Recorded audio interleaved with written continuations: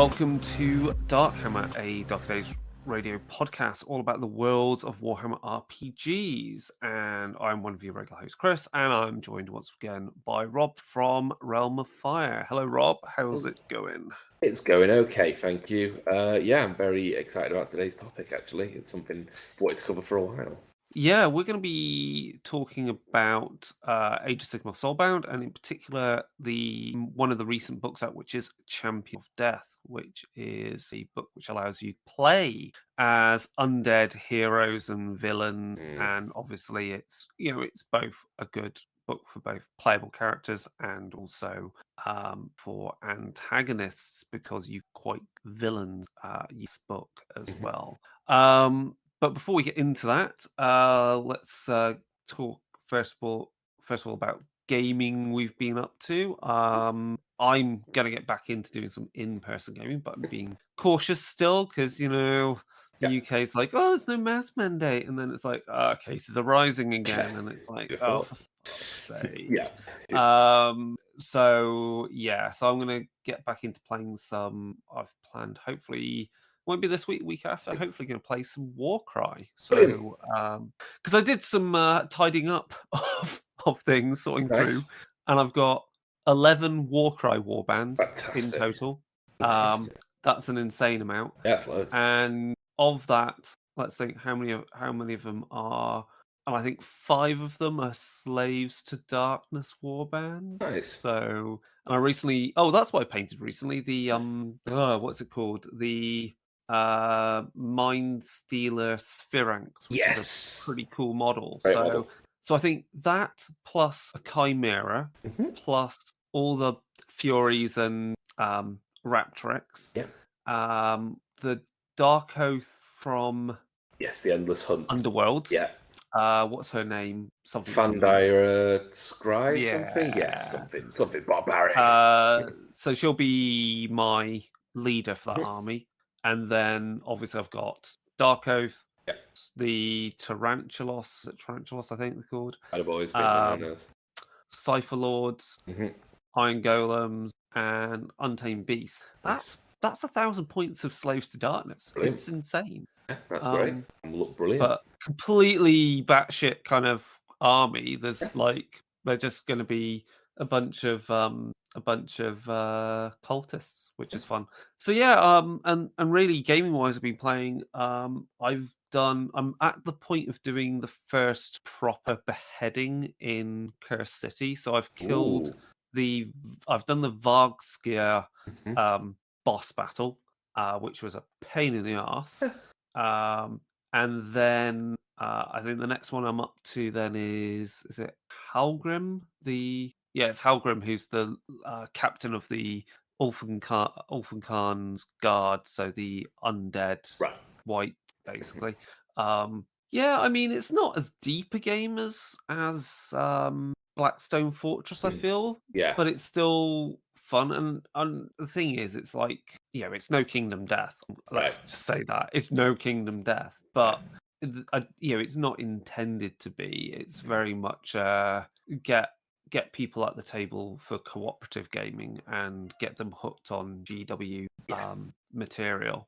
How about you? You've been up to some gaming? Yeah, I played a little bit. I'm doing sort of limited one-to-one stuff. I played some Underworld recently. That's a game that has been long in hiatus for me, but I've got back into and enjoying that. Using my corn guys in that and having a lot of fun. I forgot it's actually a very, very fun game. So Underworld is... I've not played it. Oh, interesting. It is a board game. That is step one. It is a board game. It is not a miniature skirmish game. It is a board game. I really enjoy it. The fact that a game is 25 minutes, half an hour means that it's a really good one to chat. It's one of those games you play with someone when you want to catch up with them at the same time because you can just chat and play at the same time. Not to say it's very simple, because I will tell you in a moment my fated story of trying to attend a tournament. But it is just really easy to follow and easy to put together. And what's great is that They have realised that people do not like sets being cycled in and out. So the rules now are basically with tournaments, if a card has a faction on it, so say you collect Maegor's Fiends, who are the Khorne, second Khorne lot, any card that has the Maegor's Fiend mark on it, from no matter when it was released, is legal. Absolutely fine, absolutely legal. And all the modern warbands come with enough faction cards in their boxes that you can do full decks. If you need or you want to expand those decks with universal cards, there are 2 packs that you can pick from at the moment. One pack is going to stay sort of perpetually in circulation, called Essential Cards. Any cards from that will be legal. So it's so easy to catch up effectively. I got the Essential pack, and that has updated everything from Shadespire. I missed out on Night Vault, I missed out on Beastgrave, but from one card pack of £10, I think, all my Underworlds is now legally playable. And if I wanted to go to a modern tournament, absolutely fine, completely legal, everything. Interesting. It's very simple to get into, yes. Because I've got, obviously, the models for the Dark Oath Hunt. Yeah, the Wild Hunt, yeah. Yeah, the Wild Hunt. I've got the models for the Sepulchral Guard. Yeah, some of the best models GW. I don't have the cards for any of those ones, I don't think. I have to find them on eBay because, Yes. Well, got some good news about that. Well, I've got I've got the Daughters of the Cain warband because I bought those for Warcry as character models. Yeah. And I've just got the Crimson Court because I wanted some cool undead models, and of course, we'll get to that for Warcry. Yes, absolutely. And at some point, I'm hoping GW with mostly later in the year when we'll talk about that with regard to Cursed City, that most probably those models will turn up in Cursed City. So, in great news, if you've got the Crimson Court pack with the cards in, you have a fully playable tournament legal deck that will stay tournament legal till the end of days. But that Crimson Court will now be playable forever because it will have 30 faction marked power cards and 10 faction marked upgrade cards, which will always be brilliant. If you want to get your Dark Oath up to scratch, you will have to buy the cards from eBay, but I've got some good news for you. They will be incredibly cheap because the Dark Oath are absolutely terrible. If there was a tier listing, they would be X tier, I think. I don't even think they'd be D tier. Unfortunately, they are virtually unplayable. That's not fair. They're playable. They're virtually unwinnable as a faction. Cool models, though, to keep them for Warcry. So, yeah, basically, Underworld's good fun, now very easy to get into. GW have learned their lesson not to cycle it. Don't do a magic. Yeah, that'll be something I might try out at some point, because I've actually played the computer game translation of Underworlds, which obviously translates perfectly fine because it's a hex grid-based game. When you translate anything to grid-based, if it's grid-based, hex-based, then it's totally easy. It's an easy translation. It works out of the box. There's nothing new you have to add to it. So it's worth it, and there's a lot of very nice background in it. For a game that is ostensibly a tournament designed game for match play, there's some Shadespire itself is just via Underworlds, and that's a whole ton of fluff. If we're going to talk about gaming in the realm of death in a little bit, Shadespire is a setting and a half to play in. And the latest one is focusing on a dark ocean. It's actually all sort of under an ocean in the realm of Shadow. So if you want more about the realm of Shadow, the expansion want to get Shadow. Interesting. Yeah, so played some Adeptus Titanicus, good fun with that, Stomping Titans, bang, bang, bang, lost badly, doesn't matter, blood was spilled. So that's fine. Did you get some proper meltdowns of your Titans? What kept happening, in one game, 3 Titans had their legs blown off, so they wildfired as they went down, and one knocked out another Titan. it fell. Always good. Blasting its plasma blast gun, and it took out another Warhound nearby. So that was great fun. Titanicus doesn't matter if you win or you lose. The little story will be told, and it's so... Yeah, Titanicus is classic. Big game. And then I played some Cough for brackets, 1 page, close brackets, 40k. Interesting. Yes, which has now killed 40k for me, so I'm looking to offload all my stuff, because it's just a far better game. Just a far, far better game. Much more fun. Oh, dear. Much more themey. and Age of Sigmar might follow if Age of Fantasy is a good take. But yeah, I literally played 3 games of 1 page 40k this weekend. Don't feel drained, enjoyed every single one of them, knew what was going on, felt like I had the rules right down without feeling stupid, didn't have to look at a single stratagem, wasn't even looking at the rule sheet by the end. So I was like, this is great, this is just really fun, really enjoyable. Yeah. I mean, this is the bloat, isn't it, of 40k and Age of Sigmar, where it's like you pick your army, you pick sub-faction, pick... Commander will change how you can build your list, because it might change certain things before. Yeah, and battalions and etc., etc., etc. It's silly. It's actually telling now that the Nurgle Battle Tome is out, the new one. I have 4,000 points of Nurgle for Age of Sigmar. I am not interested in picking up that Battle Tome. I don't care. I don't want to spend another 20 quid, 25 quid on a book I'm going to look at a couple of times a year, where it's going to get a free army list online. So unfortunately, you see, this sounds very much like 40k has reached the point where you're kind of like wishing for 3rd edition 40k almost, right? Yeah. Not the actual rules of 3rd, but if they came in and went, right, we are doing a 3rd edition, and the lists are in the back of the book, and that's it, I'd be well up for that. But unfortunately, that's not how it is, and it's shit and boring, and it feels unplayable to me now in terms of the idea of sitting down and playing a game of 40k. In my head, I think I can imagine that would take almost 5 hours now, from beginning to end, beginning with army, beginning with choosing your army and your strategy and your everything. Whereas, like, if you play a Crusade game, is that more? That's still quite appealing. That's more appealing, but even then, you need to go right. Well, am I doing my Crusade artifacts? Are we doing Warlord traits? It's more appealing. It's still not appealing compared to 1 page. Where, as I say, played 3 games this weekend. Really enjoyed them. Entertaining. Thinking about them still. Great fun. Also, the newest Tyranid Combat Patrol comes to 1,000 points in 1 page. So, wow. Yeah, that's really tempting. one Interesting. Because, again, GW are still the best models on the market, and I will fight people against that. But the rules. I was looking at the new Tyranid, that new Tyranid Combat Patrol, and like thinking how much that would have come to in old money. So if we're talking like if you were collecting that Tyranid collection in 1995, right? Yeah. Okay. So how many? There's like there's 30 termagants. So is it 30 termagants? Or is it 36? Oh, I think it's 36. Is it 36? It's 12 plus 12 plus 12. It's 36. They come in 12s. Okay. So there's 36 of those, right? And termagants back in the day came in a box of 8 for £5. I think it was only 6, Maybe it was 8. I think it was 8. Okay. Tuesdays were 6. Okay, go for it. And obviously you get all the weapon options now.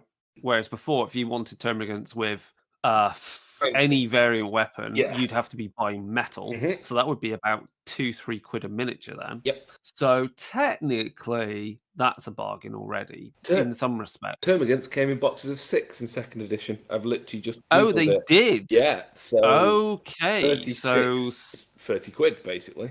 That's 30 quid already. Yeah. Then Hive Tyrant was definitely was 20-25 quid. I would mostly say it's 25 quid. Even an old Hive Tyrant back in 1995 was like 25 quid. And 3 Tyranid Warriors, they were at least £8. They were metal. I would say. They were metal, don't forget, in 2nd edition. They were metal. You had the shitty Rogue Trader / 1st edition ones, if you could find them. But they often weren't available on the shelf. And then you had the metal ones, which... with the giant hands. Yeah. I had like 9 of those suckers. Yeah. And again, you get all the weapon options on your Tyranid Warriors, whereas back then, you got what you could get hold of. Yeah, you got what was on the shelf. So, what? 3 Tyranid Warriors at 9 quid, plus, that's 27, plus Hive Tyrant, 27, that's like 52, plus 30 quid's worth of Tyranids. Yeah. So that's 60 plus the Ripper Swarms. That's like, so let's call it a sweet swarms. Kind of like £75, right? For your old money Tyranid army. Yeah. And the new battalion box. It's gonna be 75, £80. It's 75. Yeah, okay. Yeah. And if you're gonna be buying that from a non-GW retailer, you can knock off like 10-15% on that. Yeah. Like, That's pretty good. And that's the thing. I think sometimes when people complain about GW prices, they forget actually how Always been if you weren't collecting Space Marines or Orcs, maybe, or even Orcs were expensive. It was actually quite expensive to collect certain armies. Like Tyranids was not a cheap army. Guard before the plastic Catachans came out were a joke. Right. It was an absolute joke. But yeah, Tyranids. And also, you're saving money because you're not having to pin a metal hive tyrant. And the amount of money you are saving, not only money, you are saving brain cells and time and patience because you're not. I'll give the original Hive Tyrant though. I would take that any day over the Hive Tyrant that came out in 3rd edition. That was an ugly ass model. That 3rd edition was very big. The 3rd edition one, it was the rip-off Alien Queen. Yes. The 2nd ed one was charming. Oh yeah, the Tyrion models from 2nd edition are charming. Pinning that stuff together, jeez. Pinning a Screamer Kill. Sorry, I can't think Screamer Kill.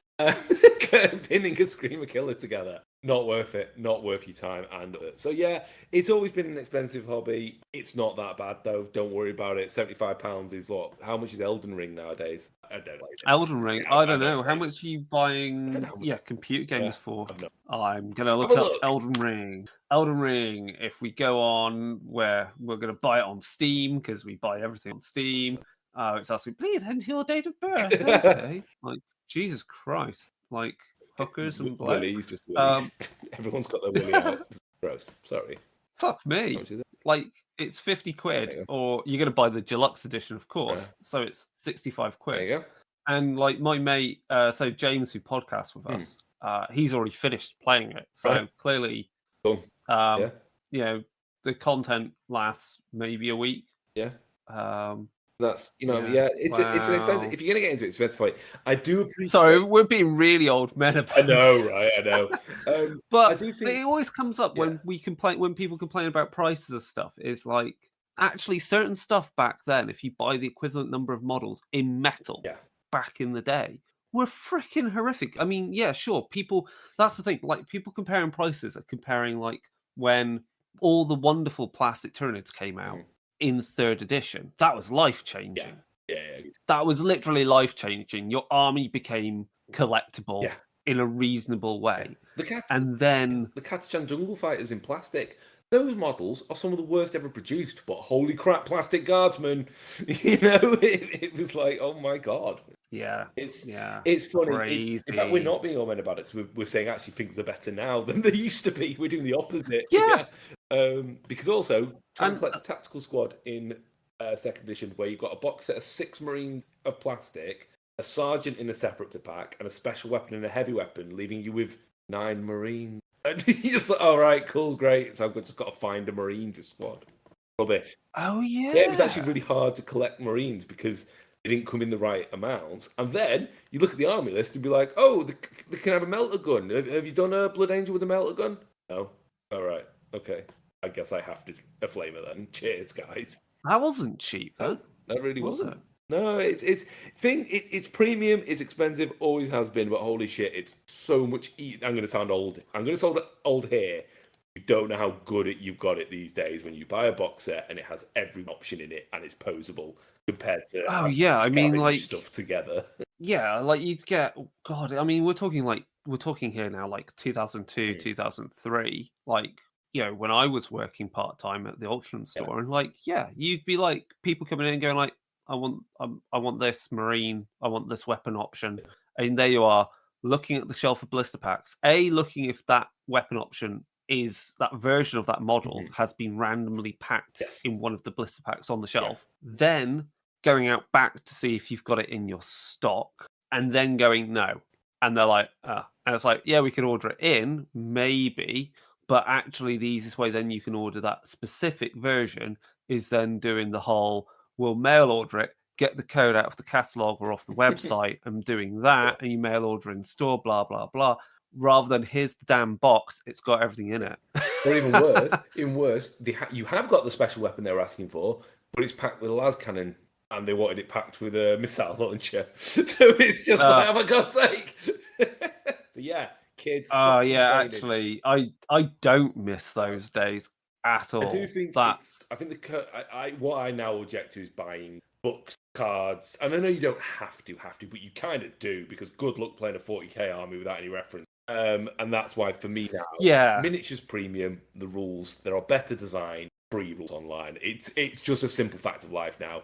There are better stuff on. And it could all easily go fully digital, really, to something. I know people are hesitant with that, like they want their books. And the thing is, if you want to buy the books, I'm sure they'll still be produced, but in less quantity. And in some respects, not having to ship around paper, which again is something that GW produces not in-house, would be potentially easier, because again we see, and I hate to reference another company, but I actually, Private Press with their the app for War Machine, it worked. It was fine.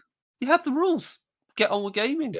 One page I played good. entirely off my phone this weekend. Neither of us had anything. There we go. That's the life we want. Exactly. Cool. Right. On to the news. Then we've switched a moan about. I mean, this is the thing. We're the thing is, we're kind of like, we're that generation which have like gone from like zero computers to having modest computers, then full computers and smart things. We're like used to change in that respect, rather than the older generation than us, or the younger generation after us, who are like digital natives or before that. Anyway, in the news, let's have a look. So, Wrath and Glory, there's a whole shed load of things coming along. So we've got the Games Master screen. Cool. That'll come with an adventure booklet. So a bit like the Soulbound one. Which is that's good. Some playable NPC. So again, it's just a nice thing to get you going. Wrath and Glory starter set, that's going to be great, because again, it's going to be the same level as the Soulbound and Hammer Fantasy ones, which are again excellent, well-made products. Then we've got Threat Assessment Xenos, so we get our Beastry book finally for Wrath and Glory. That will have rules for Orcs, Necrons, Eldar, Drakari, Tau, and Gene Stealer cults. Missing from that are Tyranids, and missing from that are Chaos. And that's most probably because, I would say, of all the enemies you can go up against, these ones are the most more, they're kind of human-esque in the fact that you could interact and you can have political political shenanigans going on, or intrigue, even with Orcs intrigue. And let's be honest, like the Orc one is important because you're mostly going to get options for more playable Orc types. Drakari might introduce playable Drakari. That would be cool. Playable Tau would be fun. But this is mainly looks like to be a beastery. So that's cool. Each entry includes a hot zone location for that faction. So So these are also threats within the Gilead. So I'm quite interested in the fact that they're talking about Necrons in the Gilead. That's crazy. Or is that why they're not included? Anyway. Is it because they're not in the Gilead system? Yeah, well, we'll see. And then we've got after that Eldari book, which will be this is the faction book. So Craft World, Corsairs, Harlequins, Drakari, all playable archetypes, plus frameworks and GM advice and everything else. So that will be wicked. Yeah, that sounds great. Vows of Absolution is basically a archetypes for Firstborn and Primaris Marines, but focus on the Absolver chapter, who are local to the Gilead system. I'm a big fan of new chapters. I am always a big fan of not covering the same old stuff, so that's good to hear. Then there's PDF releases, obviously they're saying there's going to be Pilgrims of the Waste, which is an adventure which is going to support Church of Steel. So Pilgrims of the Waste, that sounds rather like Ash Wastes on Gilead Prime. That's fun. Then there's going to be a Psycho book. Then there's Nemesis Wretches of the Writ, which is a Heretics book. Good. Interesting. Not on that list currently then, because it's been pushed back, is Imperial City Caribbean, which I did some writing for. I'm not going to say anything more because I understand where this fits in. Obviously, Cubicle 7 is producing and changing their priorities based upon what people are calling for, and people are calling for, books like Threat Assessment Xenos. Yes. So it's fine. It's fine. So that's all cool. And then Warhammer Fantasy, we've got Up in Arms coming out soon, which is basically the military book for the old world, which will contain Cult of Myrmidon, cool, soldiers, information about that in the Empire, different troops, the history of mercenaries, including playable Talian characters and other dogs of war. Nice. That is cool. That's fun. As long as they keep away from the puns that dogged 5th edition. Yeah, we've got Knightly Orders. Nice. That's all good. Expanded weapon list, equipment, hireling, and new endeavors and alternative approaches to critical injury, mounted combat, etc. So that's all wicked. Nice. And then we are waiting for Age of Sigmar. We've got Champions of Destruction that's coming up soon. So that's all the playable orcs and grots and ogres and troggoths and giants. No giants. No giants. No giants. Not playable giants. But it's still playable. Lots of playable destruction stuff and monsters from that. So, given the fact we now have the, I want to call them sneaky gets. What are they called? The swamp guys. Yeah, Cruel Boys. Cruel Boys. Yeah. Who are a very different looking orc compared to the orcs we know of past. And I like that. They've got a more kind of gangliness to them. Also, to go back to kind of what we did before, if you want to get an idea for a cool destruction warband, like for Soulbound, go pick up an Underworld warband and have a look, because you could actually use a lot of them as that makes sense. One big orc. Yeah, that's true. Mates, so that's what's coming up from Cubicle 7. So there's lots of wicked stuff there for Warhammer in general. And like the most recent thing that was also interesting, and I need to start using stuff from it and read it a bit more deeply, is Church of Steel, which is basically the vehicles book for Wrath and Glory. It doesn't have rules for spaceships, but who cares? That'll come in time.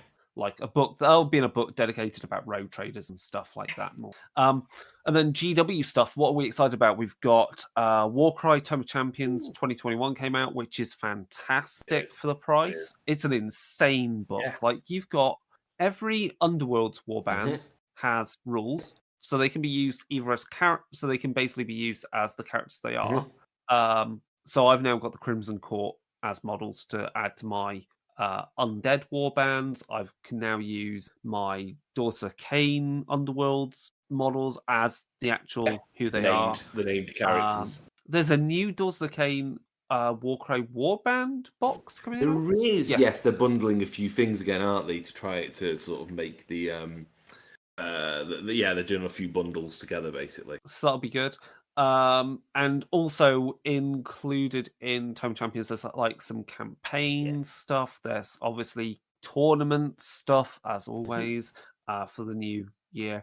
And also in there are all the rules to do a Death Rattle Underworld's warband, plus support using almost all of the models from Cursed City. So it doesn't give you support for the characters in there, but all of the grunts you've got rules for. So the Vargskir, you've got rules for.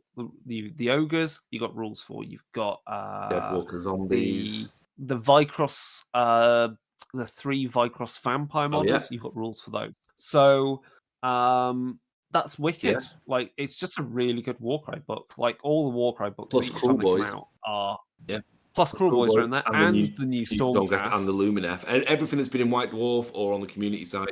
Yeah, all clicked together. I picked mine up from a third-party retailer for £17. Absolutely worth it. It's an insta buy for Warcry. It's brilliant, really good. And then there's been obviously we've got new Eldari, which is good because the models they're great. Nice, they're really good, but boo Eldar. It's and their Battle Force box again is pretty good, given it's new Eldari, and you get like a whole chockload of jet bikes and stuff. It's That's cool. makes the Dark Eldar one look kind of dull now. But yeah, that's cool. I mean that's more than enough for a Crusade force as well. So and about 1,000 points in cool. 1 page 40k apparently. So we'll throw that out there. Yeah, most probably quite close to 1,000 points even for regular 40k. Is good.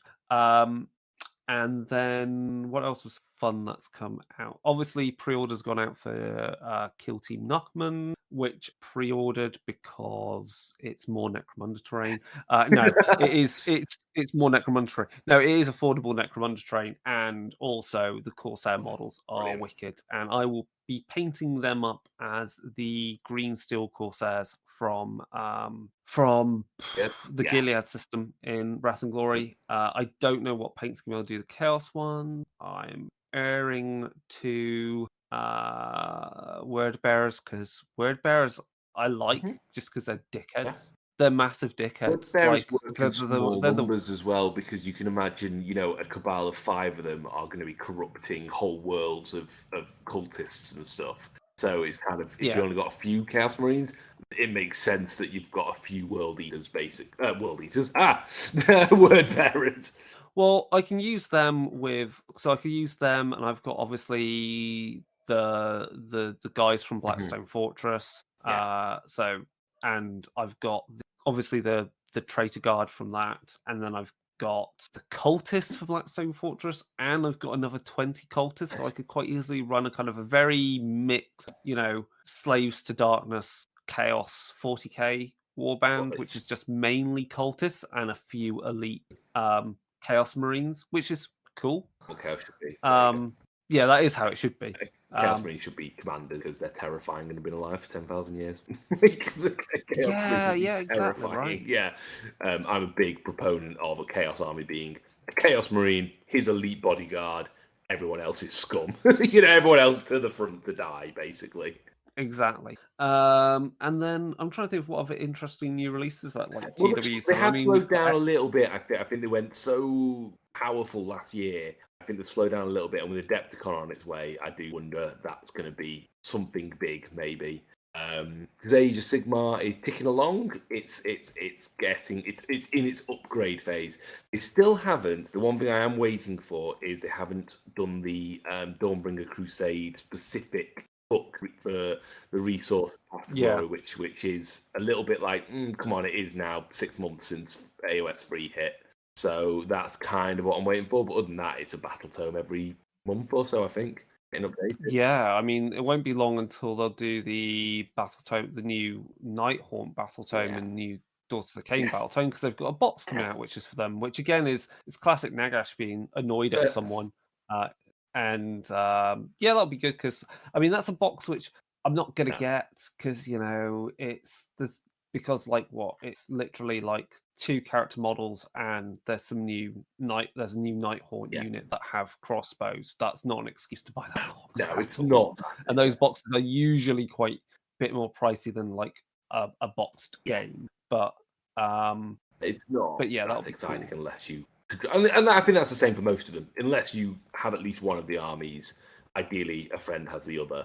They're not that actually appealing, really. But I think the most interesting thing was that new undead model they previewed for Underworlds. Yes, the Frankenstein guy. Yes, that's something we've not yet seen in Age of Sigmar, and we never really saw that type of thing in classic Warhammer Fantasy. So not body horror style. No, that's really interesting. I think Underworld is a good barometer of what's coming vis-a-vis Ogre Pirate. The Ogre Pirate warband. It'll be interesting to see if anything more comes of that, and Death Faction. So who knows what they will. Yeah, so that'll be fun. And I think that's all the new releases that we're going to chat about. Obviously, Total War Warhammer 3 is out, and that's mostly fantastic because we get to see Kislev and Cathay and lots of demons and Be'lakor and so forth. So it's all good stuff. Right, we're going to move on to the next section, which is we're going to be talking about Champions of Death.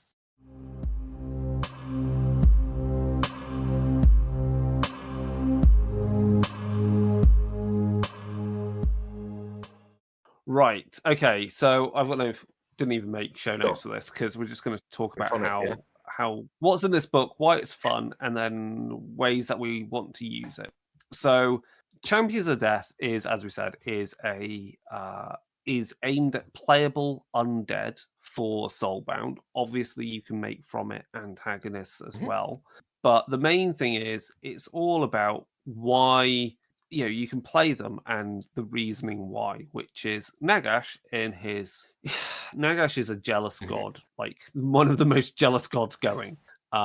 And he basically paid attention to the soul binding ritual back when he was buddy with all the other gods before the Age of Chaos, and he essentially learned how to do it himself, which is fine. Every god is allowed to every god of order is able to perform this ritual, which is good for them. Which then begs the question: how does the equivalent soul binding work for champion destruction? But that's going to be a conversation when that book comes out. Don't forget, Gorkamorka was a god of order for a long time. Oh, he was at one point, wasn't he? Yeah. So whether he's stolen the knowledge or it's been granted a different way, he would have had access at one point to it. Yeah. But yeah, I mean, obviously the book contains a brief overview of the history of Nagash, the history of the Mortarks, and you get a description of all the Mortarks, Manfred von Carstein, classic backstabbing git that he is, Ark of the Black, simpering second right-hand man to Nagash all the time. Ark of the Black, simpering, that's damning. I always picture him as, the second in command in Flash Gordon, the one with the gold mask. That's how I picture Arkan talking all the time. that's my headcanon. We also get some information on Lady Alinda and Orphean Catacross, who are Mortarks of the Night Haunts and Soul Reapers, respectively. And then we get about the Binding of Death. And the first thing we got to say about the Binding of Death, which is it's still the Soul Binding. It's just Nagash has put a bit more death magic into it to make it more his, but it is not without cost, because Nagash tried to be a bit of a cheeky boy and go oh, you see this element of life magic in the soul binding ritual, let's remove that, and it caused the whole thing to fall apart. So it's one of those things where he's using it, but there is a price associated with it, because that life magic element within the soul binding has its influence on the heroes. I say heroes, but champions being soulbound, and it replenishes them with life to a certain degree, and that's curious, and that's why these bindings are not done routinely, because you could quite easily make a group that then, by merit of the soul binding ritual and that life magic, and therefore the lividity and freedom it gives, could easily turn on Nagash. And I think that is the danger of it. A risky proposition. A soul binding is not a cure all.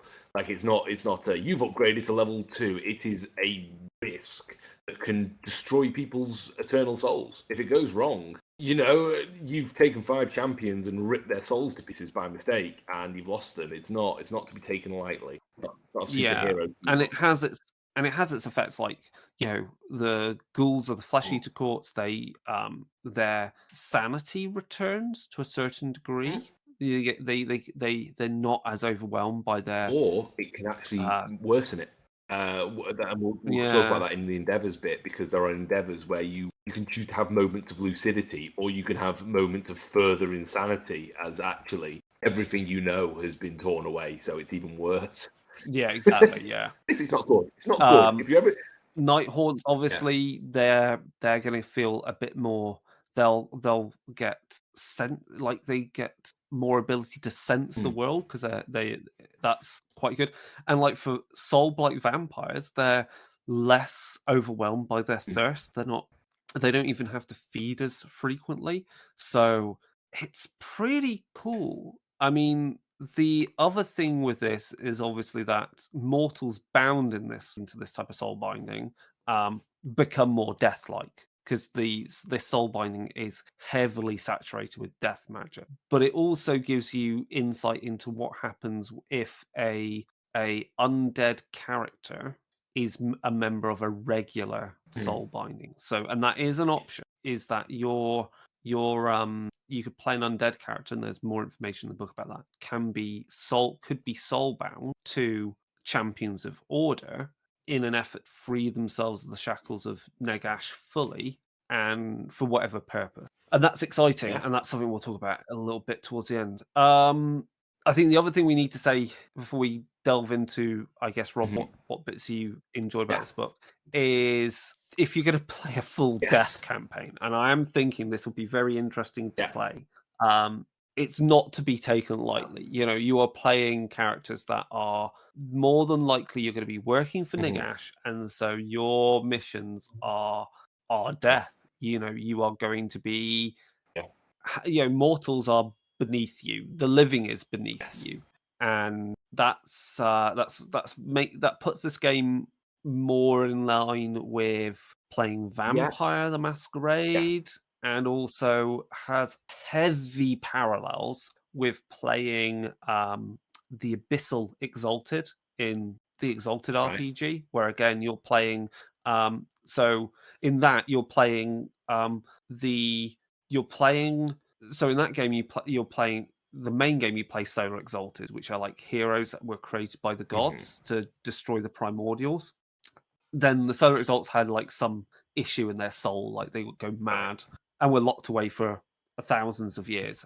And when they got released, some of those souls got stolen away by the Death Lords, who are like, gods of the underworld. And then they twisted those souls to create the Abyssal Exalted, who are like the dark reflection of the Solar Exalts. So you can see where I'm going with this. The Champions of Death is a dark reflection of Champions of Order. As you mentioned, I think if you're going to say we're doing a death, if there's one way of running it, which you've already mentioned, where you say we're going to do a standard game of Soulbound. Someone says, "Oh, I'd like to play a Necromancer." Okay, cool. That's a standard game with a death flavour to it. If you are going to run a death game where you, as you say, belong to the faction of death, I'm not going to say Nagash, you belong to the faction of death, then yes, this is what you want a session 0 for. Explain it, and I think the closest you're looking at is basically a big mix of a game of Vampire the Masquerade mixed in with Wraith, mixed in with some other world. It's a World of Darkness game at that point, kind of thing, with more stabbing. Exactly. And that's cool. Great. I mean, I'm not going to say that's a bad thing. That's excellent. Really because good. Again, like as we said, if I was right now in front of me, and this is taking off my hat as having written for any of the Warhammer RPGs, this is me purely as a player, I would play Soulbound over Exalted currently, because Exalted, for me personally, became an arduous task of running combat, where literally you're trying to run combat where you're a character that can fight entire armies almost,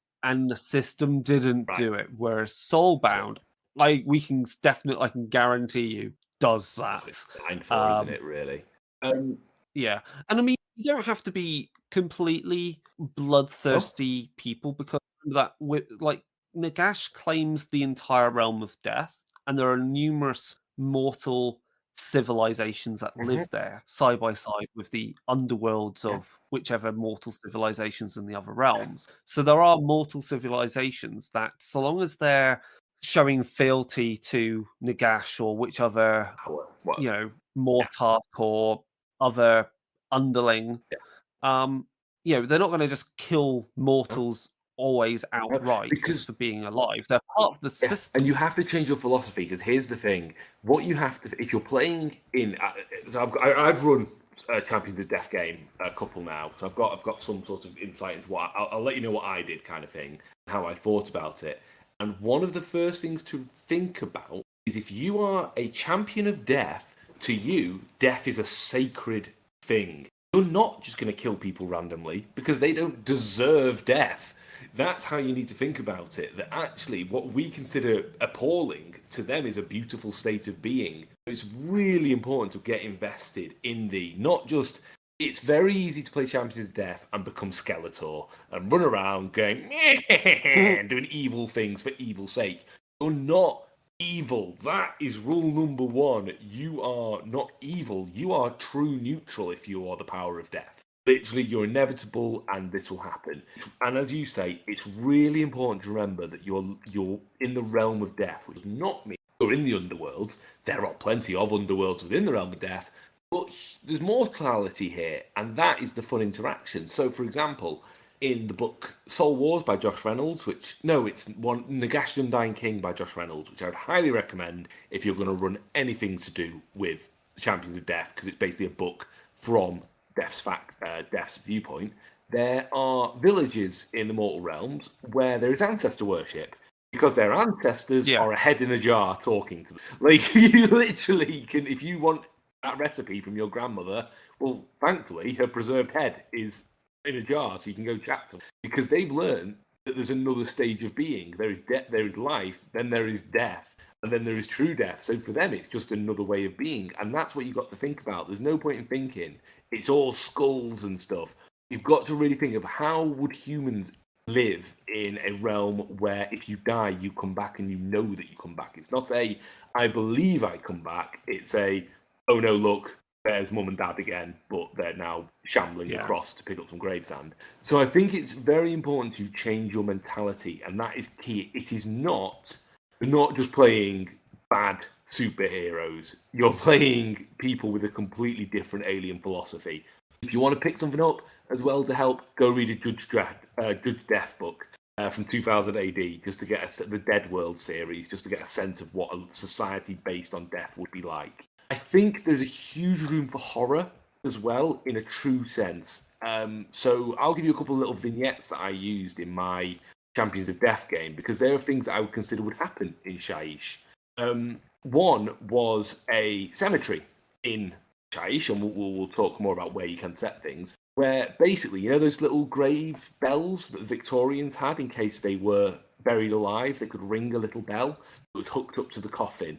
And if you look on the Dead Walker miniatures, they actually have some of those bells on them. Well, I had a bit where the player characters entered. They could hear these bells ringing from miles away. And then they entered basically this huge, almost field of graves. Think of like, a war grave sites. And all the bells were ringing because everyone who had died, some magic maybe had jolted through that area and brought them all back to life. But no one could be bothered digging them all up. So there are people trapped down there. Ringing these bells, and that's horrible. What an awful fate. That's dreadful. If you live in a realm where you might come back to life at any point, you better hope you're like cremated or something, because it would be dreadful. And the other was using the sense of mortality to use the human body in interesting ways. So I had magical artifacts being basically sewn into zombies, and the zombies are used as delivery systems because you sew in whatever artifact you want to deliver, and then send this zombie walking, and it will get there eventually. Nothing will stop this zombie. It will get there. So you need to think about how the magic of this realm would affect every day, and that then governs how the adventure will feel. I'm going to say one more thing, and then I'll let you jump back in. The other thing is, I think it's really important, and my tip for running a Champions of Death campaign is remove Nagash, because this gives you two options. One is if Nagash is dying, is dead, is banished, which in the current meta storyline of Age of Sigmar, he is. Yeah. All those things built by Nagash, those giant Barad-dûr-style fortresses with his face on the outside, are going to start collapsing. And suddenly you're in a post-apocalyptic death realm, which adds a whole nother level to it, because those statues of him are going to start crumbling, and his face that appears in the sky like a death mark from the book that must not be named are going to start disappearing, and the world might even start glitching, because if this realm is powered by his magic and he has been banished, you're going to get glitches effectively in the realm. The other thing is that hands power to the Mortarchs, and if you want a political game, you've got the Mortarchs, because you've got 5 to 6 strong characters who all want a piece of power. And that's great. That is story after story right there.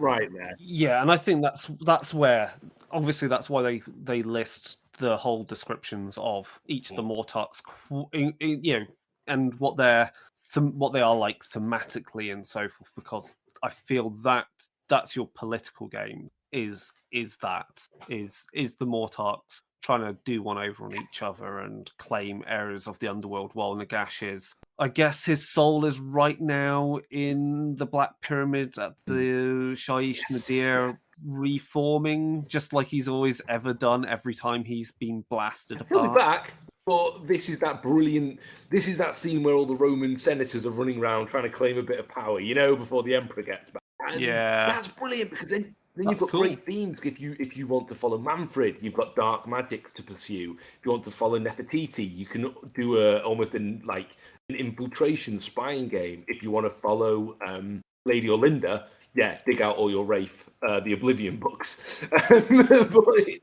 really is. You've got Death is not all monolithic, especially when you remove Nagash, because then you've got all that to play with. And the other thing is, while Nagash is the current ruler, this realm existed before him. You have underworlds to investigate of gods that are long dead. There's nothing cooler in fantasy RPGs than a dead god and the things that they left behind. And that's what the realm of Shaiish gives you to play with. And you get to explore it as a native of Shaiish, as a Soulblight, as a White. So, yeah, there's a lot. I think it's quite easy to dismiss it as a one-note idea. Oh, I'll do it for one shot. So I'll do it for... I think as a campaign, it could really reach another peak, to be honest. Yeah. And there's a lot you can play as this book. Let's go through and then we'll pick out our favorites. Obviously, you can play as humans who basically play as human. You're going to more than likely either you're going to be playing a necromancer or you're going to be playing a human and you're going to do a custom build following the rules out of Soulbound and also out of Champions Order, because there's a lot of obviously talents and things. So you could quite easily build a character that comes from a mortal civilization in the underworld. That is perfectly fine. They're always humans that have devoted themselves to Nagash. So do it. That will be more than interesting to play. You've got ghouls, which are, as we said, these are mortals which have turned to cannibalism during the Age of Chaos and therefore have gone completely crazy. They have delusions of that what they do. They live in opulent kingdoms, which are actually, they're not. They're just piles and piles of bodies and skulls. But ghouls have a few archetypes you can play as. You've got night haunts, who are a wide variety of ghosts and ethereal, and they've been resurrected thanks to the necroquake, which basically was the energy required to split the ghost form from their bodies. Most night haunts are the ghosts of people that have committed heinous crimes. Not good people. Night haunts are very much. I suppose you could push a wrongly commit. It's the spirit. You're so. They're bitter in some way. That's the point. Oh God, yes. Be careful. I think. But you could also quite easily play one that's looking for redemption. Which is I think Night Haunts is one of the only ones where I'd say be careful, because we're talking about heinous crimes, as you say, and that can mean different things. So that's the only one that I would say. Have a chat with your players about that one, because even something like how bad are they? Exactly. Ossiarch Bone Reapers, which are obviously they are the dark reflection to the Soulbound, not to Soulbound, to the Stormcast. So where Stormcast are souls reforged to be more powerful, Ossiarch Bone Reapers are amalgams of multiple souls forged together into single bodies to create, these new bone-like automatons, essentially. So their personalities they're a bit, Frankenstein's monster in that sense on a metaphysical level. But that makes them really interesting because it's quite likely that the soul binding gives them various little memories from any of the people, any of the souls they've been formed from. We'll go on to when we talk about favourites. Spoiler, mine's going to be Bone Reaper. Also, just like Stormcast, they don't get the benefits of. They can't be part of the soul binding ritual because essentially that they are already soul bound within their nature of multiple souls, so they can't be soul bound further. So they can't use soul fire. You can play as vampires, which is cool. And as I've already said in previous episodes and anything when we did the vampire episode for Darkhammer, where we were talking about vampires in general, in this game, I mean, you just only have to go out and watch like Vampire Hunter D or what else would be good inspiration? Castlevania, the anime series. And that's basically enough inspiration for whether you play, morally dubious good guy vampires or servants of Nagash. You can be vampires. a Blade type. You can be just horrible. You can be a Nosferatu type. Yeah, I'm just glad we finally got a good RPG about vampires. I can't think of another one, to be honest. I can't think of another one. Sorry, I made that joke. You can play as whites. You can play as skeletons, basically, and that's always fun. And then on to this, there's. I'm not going to go into too much detail, but there is enough detail about the various societies and structure of each of those archetypes. Flesh eater courts have a lot of information about, because again, it all depends upon, like, the fact is we've talked about a lot of the realm of death, but the flesh eater courts, they can be found across the mortal realms. The undead barrows can occur across the mortal realms. So you've got whites everywhere. Ghosts, the necroquake spread across the mortal realms. So there are night haunts that sprung up anywhere. Vampires, the same, are not tied to it. So again, just because you're playing a game about soulbound undead does not mean your game is limited to the realm of death. Much more fun. Death magic is everywhere. You'll have much more fun out of it, I think, in a lot of cases. For example, the realm of shadow. Oh, a Champions of Death game in the realm of shadow. That's going to be immense. Fun, right? Yeah. In White Dwarf, there was that wonderful map of the realm of shadow. I'm going to say my favorite because I wrote did it make it into that scenario? Yeah, it did make it into that scenario in the Soulbound GM's the Lighthouse. screen. No, the other one that's in Akshai is about the blister skin Grand Court. So there's a scenario idea there, and I like them because I like the idea of like this sun worshippers who have gone into the underground darkness with their buried catacombs and pyramids of sun worship, and they went there to flee from chaos, hoping to come back to the sun, and when they did, they came back as obviously mindless, not mindless, but ravenous ghouls, and their skin is burnt by the sun because they go out there looking for anything and anything they can slate the first thirst on. They're fun. I like them. Gristlegore look interesting because obviously Gur is in vogue right now. And then character types, you can play abhorrent ghouls, you can play a Gripgas courtier, you can play as a crypt haunter courtier, so a big chunky boy courtier. And then obviously there's the infernal courtier, so you can play one with wings. So that's all fun. Night haunts, as we said, they are their souls torn from their bodies, made from their corpses. They're bitter people.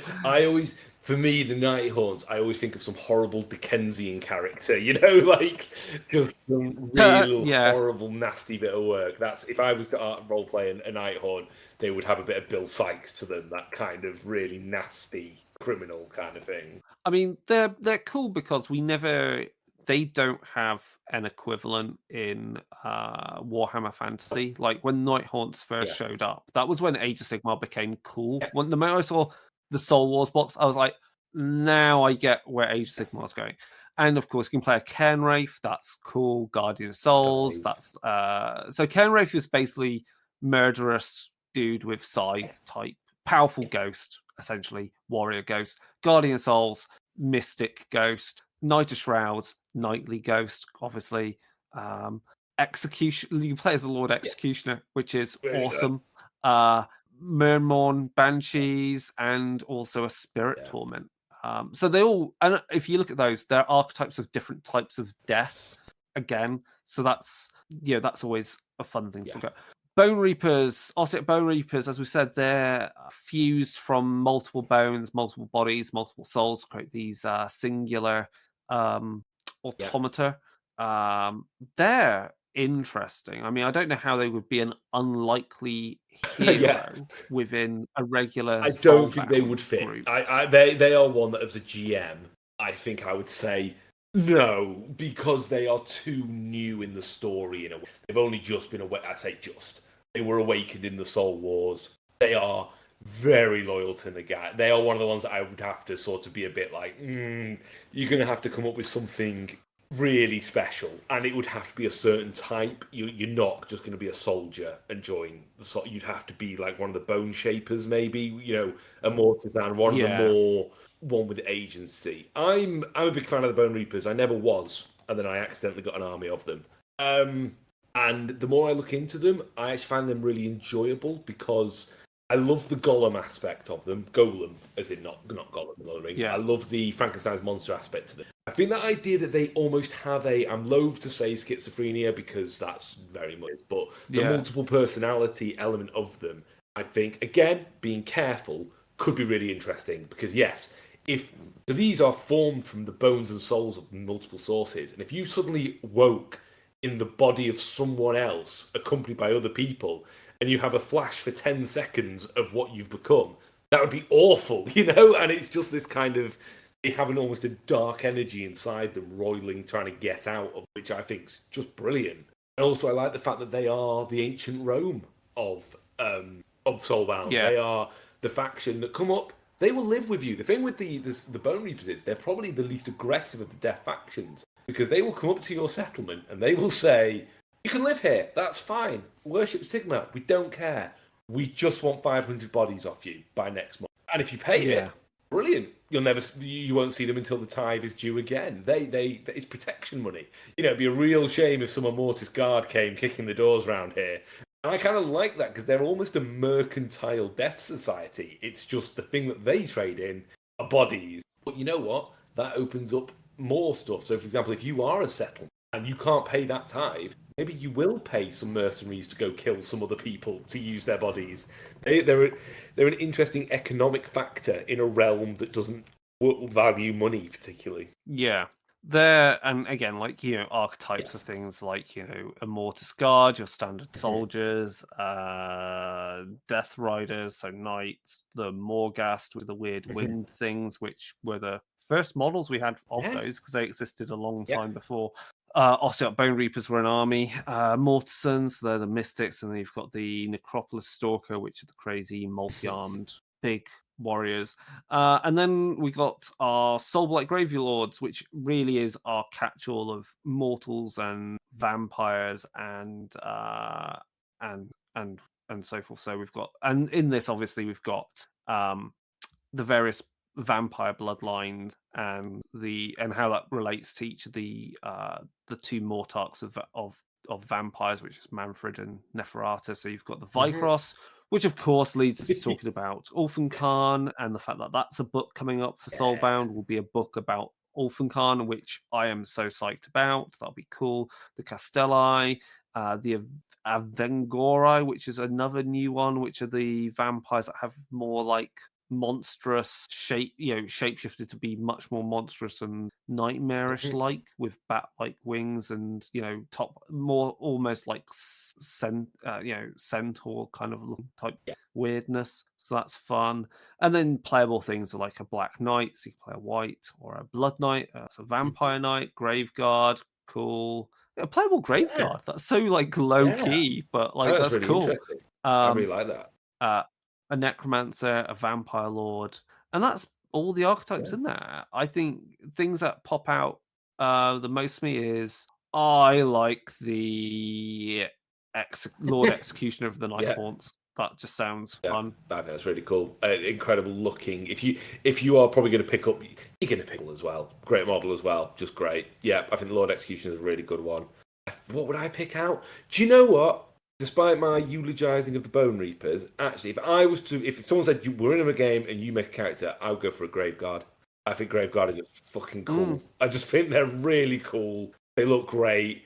I always picture they talk like Cybermen from Doctor Who. They sort of open their mouths and all their words just come out and then they close their mouths again. Like that to me is how they would talk. I mean, just compared to the other classes, I think they've mostly got the most flexibility in their build because they're nothing special compared to the others. They're just undead. So you get a lot of XP to spend on skills that could really mean your Graveguard can vary in lots of ways, and that's neat. Which brings us on to talents, and I'm not going to go exhaustively into it. Obviously, these talents cover a lot of things like the additional arms of the Otyok Bone Reapers.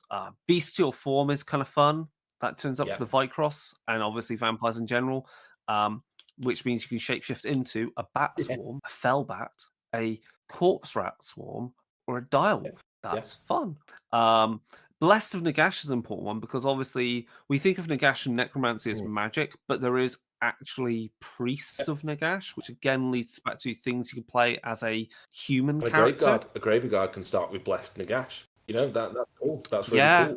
A dead priest, not a dead wizard, a dead priest. That would be totally cool because of how acts of faith work in Soulbound versus magic. There's obviously things. So most of these all represent different abilities that we recognize from the games and characters. Obviously, Loyal Companion is a classic in Soulbound, and they add some new ones. Your Loyal Companion, and these are great, are a Bat Swarm, cool. Corpse Rat Swarm, cool. Direwolf, cool. Undead Steed, okay, cool. And then on to the weirder ones. A Deadwalker zombie. Your mate who you lost on the last adventure back. Your servant. Back. Death Rattle Skeleton, cool. And a Mortek Throne if you're a Mortizan. That's just fun. Manifested Nightmare. What's that? Sorry, sure. Either by choice. It's what's it called in Vampire the Masquerade? What the gangrels do. Oh right, you can grow monstrous attributes, not a full shapeshift into a creature, but parts of it.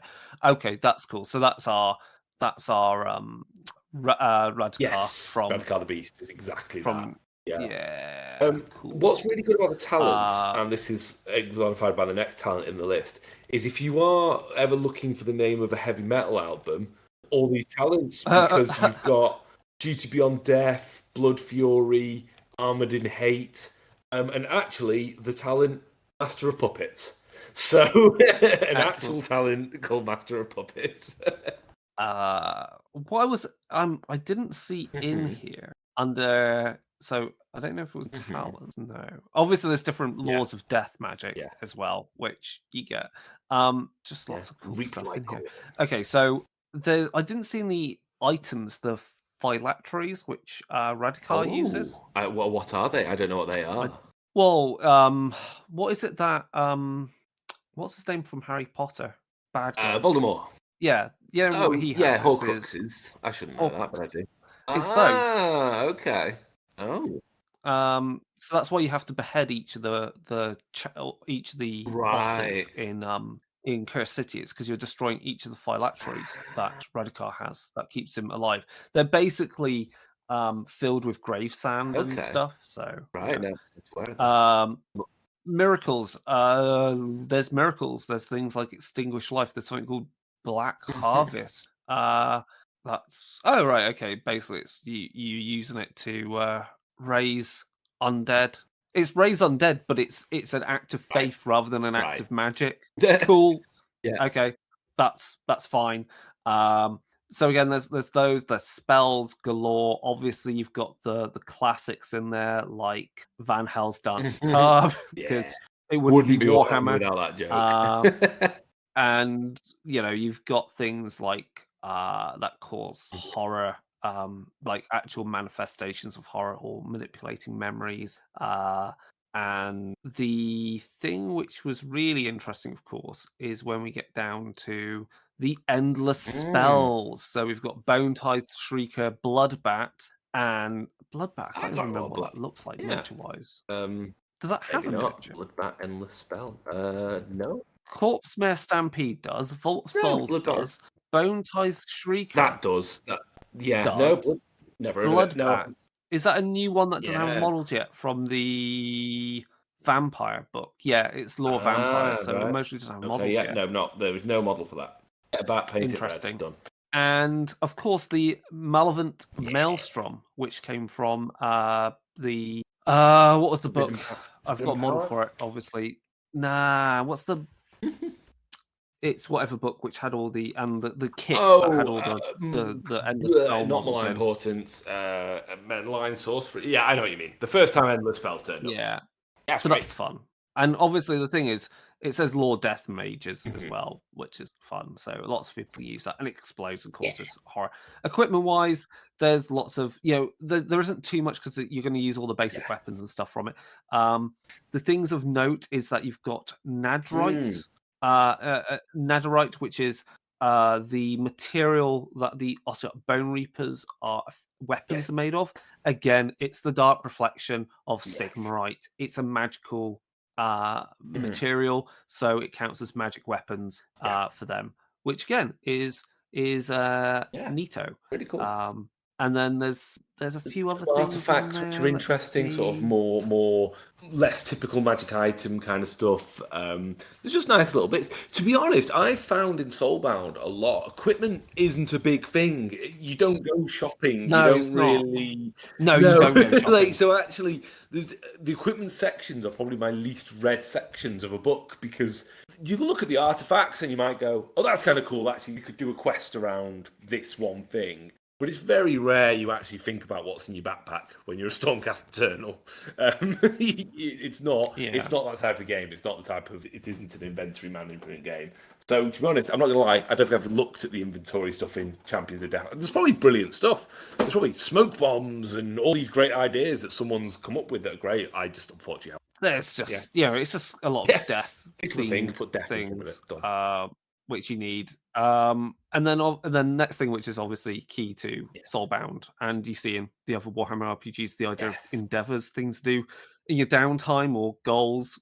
Like a vampire will test themselves by starving themselves of blood to test their strength. You've got things like feast. Your hunger overwhelms you. You abandon all subtlety and poise and pretension and nobility. You spend your downtime gorging yourself by any means possible, and that obviously gives you a benefit. So these are all downtime things that allow your character to develop and gain benefits when they get back on their crusade of whatever form. And that's all fun. There's like offer contract. Ossiot Bone Reapers prefer clarity and precision in all things when dealing with new vassals. They often make the terms of the Bone Tithe clear on arcane contracts. There we go. We know all about that one. There's got some nice little ones there. I think, again, like the Reflections of Stormcast, Bone Reapers always have to use their first endeavour to just go do their duty, which is the same as Stormcast Eternals. They always have to use their first one.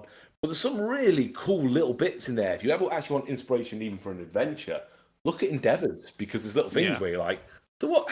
How would you shape bone, for example, if you're a Bone Reaper? Well, you need the bones and blah blah, blah, and they are really good little inspiration points for both characters and adventures. And then there's also these dark rituals that are kind of endeavours, but they're obviously you're performing, rituals, magic, in a ritualized form, which is interesting. There's things like haunt, because you basically saturate it so the night haunt literally haunts a location like a battlefield or a shipwreck, and that gives you benefits. Or raise a horde, that's pretty cool. The abhorrent feast, or possession, the abhorrent feast of the ghouls. They're really cool. I don't remember these being in Soulbound before. I don't think there's a Champion of Order equivalent. No, these are completely new. So that's decent. And then obviously we've got the storyteller, the Games Master storytelling section, which essentially gets, as we say, into what we said about Session 0, preparing yourself to play a game which is going to have some pretty dark themes and and plot lines, and it talks about your frameworks, talks about being servants of death, and it also talks about unlikely heroes. So again, the heroic idea of these undead characters being part of a gods of order, which I think is a totally cool campaign to play. Especially if you're doing like a journey to Ulfenkhan and you've got, say, some vampire or ghost from Ulfenkhan before Radikar took over. That would be fun.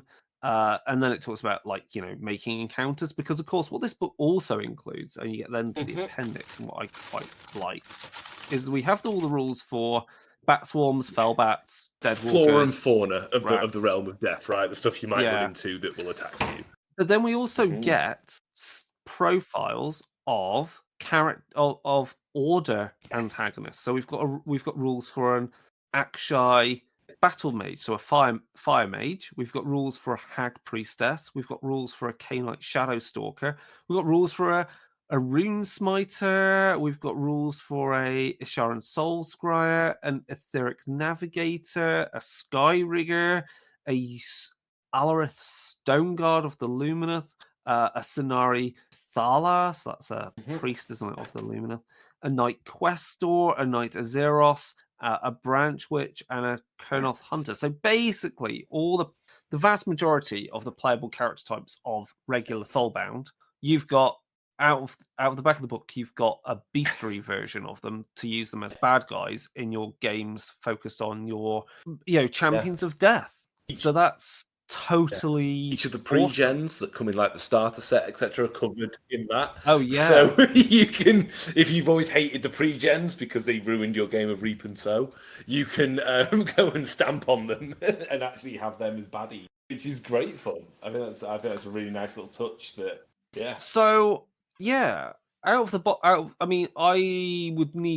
really put a lot of thought into like the type of campaigns I would run, but it would mostly be a lot of like, the affairs of state in the realms of death and beyond. And you could easily see like being told to travel beyond a realm gate to recover something, and then you're up against you go to some place which is meant to be a kingdom which is aligned to Nagash, has massive mausoleums and cemeteries, because you're going there to get raise an army or whatever ready, or so forth. And of course you then run into issues that city is possibly being raided by Uruks or ogres, or perhaps even worse is dealing with the what would be considered heresy of members of the mortal, at least definitely the mortal side of the kingdom there, having turned to chaos. You could definitely see like the nobility of a kingdom in, like, say, the realm of Gur, let's just say, for instance, and they're a bloodline which every so often are all seeking to be given the blood kiss and become vampires, and so they have a heritage there.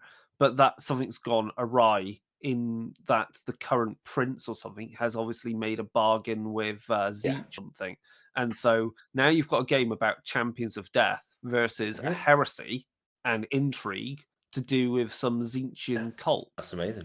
That's like mental. That's really like, totally not having to do mental gymnastics. That is a story that could easily be told. That fits. That's great.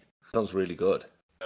And obviously, Ulfenkhan is what I'm dead excited about, because I do like that setting. Said it's going to be a big book as well. They've come out and said this is going to be a big book. So, do you know what I hope? I hope it's a box. Like an old Waterdeep style box or something. That'd be full cool. of maps and everything like that. I'd love that. So, Emmett, if you're listening, put it in a box, please. Yeah, I would. I mean, I would like to play. I mean, we've been musing about a Soulbound campaign. I think it'd be great to play a Soulbound campaign about journeying to Ulfenkhan from somewhere. That would, my Champions of Death campaign would definitely be you. I think this is what I've started. Is you work for, in the case that I've run, Manfred von Karstein, but you could work for Archon the Black or Lady Orlinda, basically as treasure hunters. You are exploring the realms. Yeah. He says, I need this lost page from a book of Nagash. It's tattooed on the back of a priest. Go get that. Go kill the priest and bring back, skin him and take his skin back. That's the adventures that I run, because that gives you an excuse to explore the realms. And then maybe one of the pieces that he requires is one of these vials of what's his name, Radakar. Maybe it's something else in the city. But yeah, I think getting to the city would be great, and then the city itself is a massive sandbox to play in. It's gonna be brilliant. Yeah, once the book comes out, exactly. Do a long, slow journey, and and if you're playing if you're playing in that party, you've got a vampire who is obviously not a Vicross and has someone to has a score to settle as well with Radakar, then you've got the start of something pretty really fun, good. I feel, there. There's just so much. Death has a long memory. That's the thing to read. The stories you can tell that will span eons. And I think death versus destruction and death versus chaos are definitely campaigns that you can almost, by playing those, can see the heroism of the dead champions, because of course death is not about destroying things. Death is about permanence and immortality and an element of order, and certainly chaos. If there's one thing that Nagash really does not stand, it's chaos. Chaos can go jump like what a bunch of dicks. You've got one which is the cold preservation of perfection. The other is everything decays. What?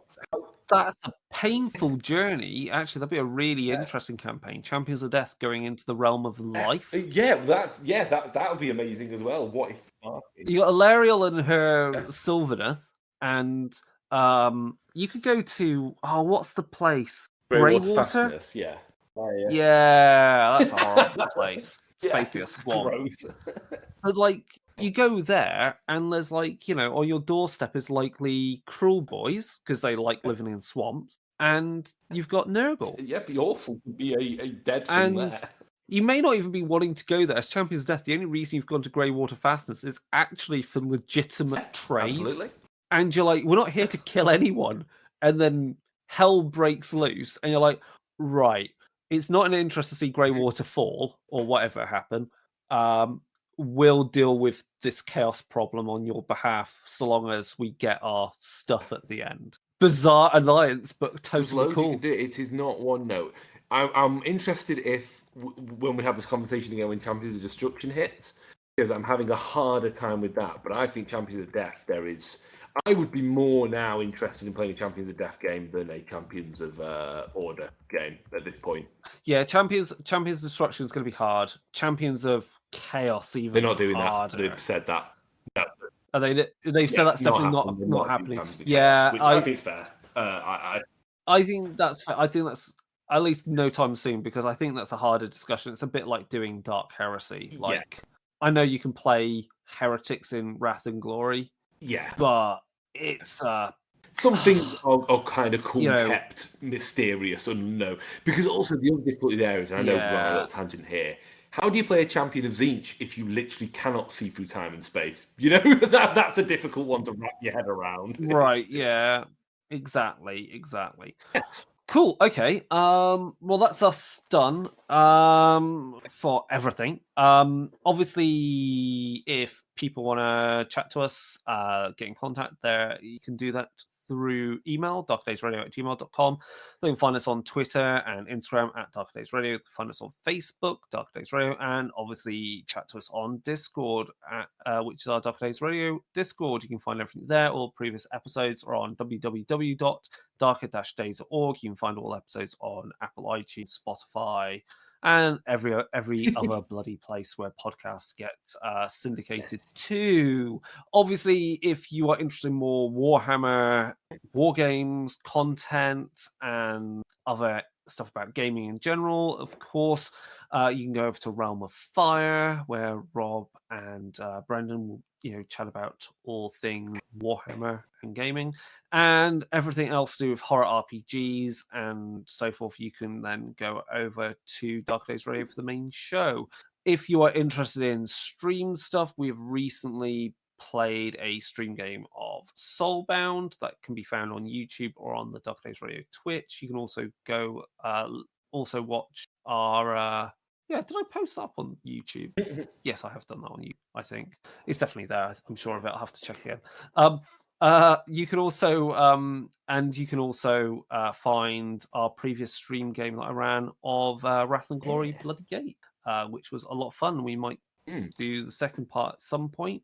But I am very keen on more Soulbound because it's really totally good. cool. It's really good. Totally cool. Really enjoyable.